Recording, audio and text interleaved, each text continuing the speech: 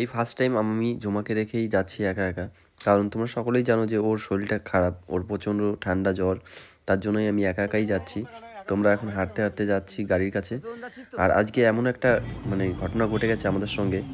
Hello বন্ধুরা, কেমন আছো তোমরা সবাই? আশা করি খুব ভালো আছো, আর আমরাও খুব ভালো আছি। তো আমরা গাড়িতে উঠে পড়েছি, আর এখন আমরা এনজয় করতে করতে যাচ্ছি, সবাই গান করতে করতে যাচ্ছি।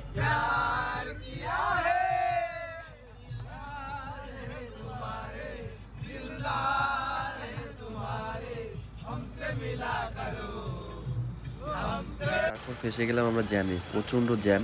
মোটামুটি 3 ঘন্টা আমরা এখানে বসেই ছিলাম। আমাদের এমনি লেট হয়ে গেছে বাড়ি থেকে বেরাতে। কী প্রবলেম হয়েছিল সেটা তোমাদের কাছে এখন শেয়ার করছি। প্রবলেমটা হয়েছিল, আমাদেরই একটা বন্ধু, সে সুসাইড করতে গেছিলো। তো খুব প্রবলেমের মধ্যে দিয়ে আমরা আজকে বেরিয়েছি, কারণ মার কাছে যাবো এরকম একটা মনের ইচ্ছা ছিল, তাই হয়তো মায়ের ডাকেই আমরা আজকে যাচ্ছি। তো গাড়িটা এখন পার্কিং করে আমরা এখানে হাঁটতে হাঁটতে যাচ্ছি। তোমরা দেখতেই পাচ্ছ প্রচণ্ড লোক। এখন মোটামুটি 2টো বাজে রাত।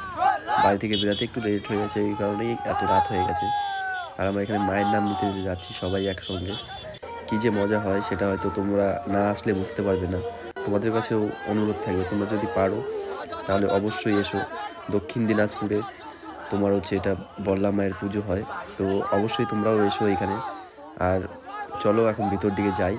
দেখো কত লোকজন এখানে, কয়েক লাখ লোক আসে এখানে।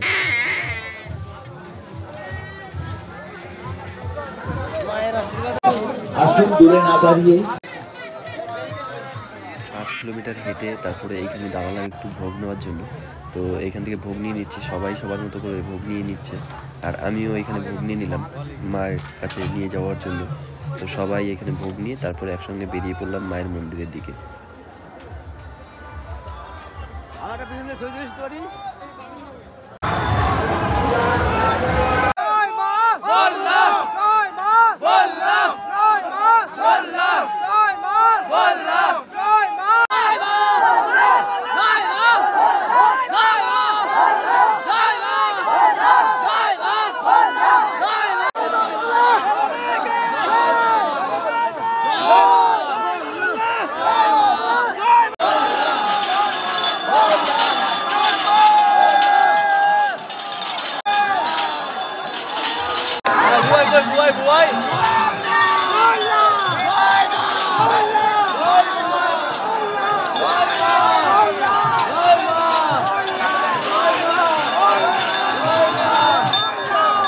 এখানে আমি পুরোহিত মশাইয়ের হাতে ভোগটা দিয়ে বললাম, পুরোহিত মশাই একটু পুজো দিয়ে দেন। তারপর পুজো দিয়ে দিল। তারপর চলে আসলাম আমি বাইরে এসে দেখি আমার পিছনে যারা ছিল কেউই নেই। আমার সঙ্গে আমার সাথী যারা ছিল তাদেরকে কাউকে আমি খুঁজে পাচ্ছি না।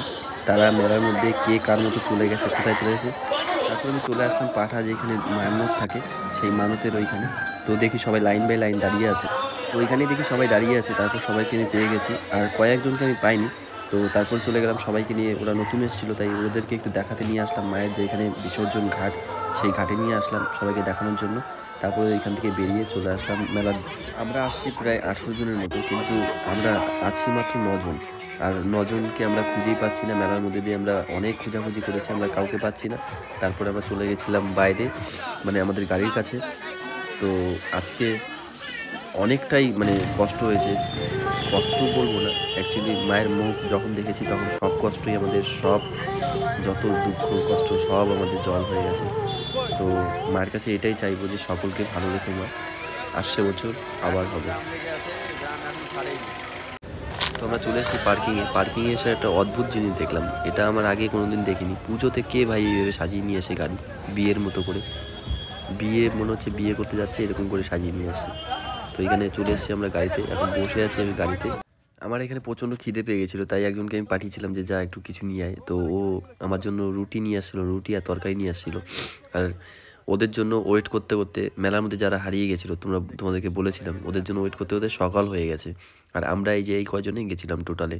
তারপরে আমাদের গাড়িতে উঠলাম, গাড়িতে উঠে বেরিয়ে পড়েছি বাড়ির উদ্দেশ্যে। তো তোমাদের কেমন লাগলো ভিডিওটা অবশ্যই আমাদেরকে কমেন্ট করে বলো। আর আমি এই ফার্স্ট টাইম এত বড় একটা ভিডিওতে ভয়েস কভার করলাম, তো অনেক হয়তো ভুল হয়েছে আমার, কারণ ফার্স্ট টাইম তো বুঝতেই পারছো। তো তোমাদের কেমন লাগলো ভিডিওটা সেটা অবশ্যই আমাকে বলো। আর এই ভিডিওটা করা হয়েছিল না, এটা আমার বউয়ের জন্য 3-4টে কানে নিয়ে আসছিলাম, সেটাই আর কি দেখালাম।